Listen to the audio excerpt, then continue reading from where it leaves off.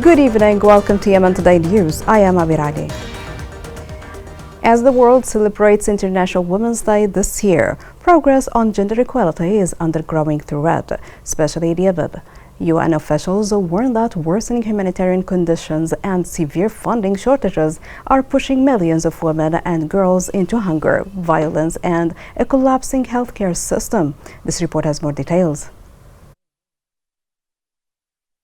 In 2025, the world marks the 30th anniversary of the Beijing Declaration and Platform for Action, the most ambitious global agenda for advancing women's rights and achieving gender equality. Over the past 3 decades, significant progress has been made. Nearly every UN member state has taken steps to combat violence against women and girls, close education gaps, and reduce maternal mortality. Yet these hard-won gains remain fragile. Gender equality is facing alarming setbacks, threatening not only the rights of women and girls, but also global stability. Nowhere is this more evident than in Yemen, where deepening humanitarian crises, funding shortfalls, and the looming threats of renewed conflict are disproportionately impacting women and girls. UN Undersecretary General for Humanitarian Affairs Tom Fletcher painted a dire picture of the situation in Yemen, warning that 9.6 million women and girls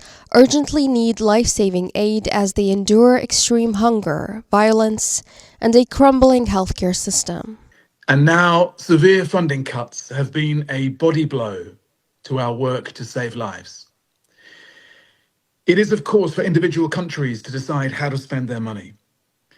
But it is the pace at which so much vital work has been shut down that adds to the perfect storm that we face. In 2021, Yemen ranked 155th of 165 in the World Economic Forum's Global Gender Gap Index, depicting huge gender disparities. Yemen's maternal mortality rate is the highest in the Middle East, with 1.3 million pregnant women and new mothers suffering from malnutrition. Meanwhile, 1.5 million girls are out of school, perpetuating cycles of poverty and vulnerability. The crisis has already forced the closure of 22 safe spaces, leaving more than 11,000 women and girls without critical support services. Despite these challenges, women-led organizations remain at the forefront of women's humanitarian response, providing essential aid amid shrinking resources. With Yemen's future hanging in the balance, UN officials are calling on the international community to act swiftly, warning that without urgent intervention,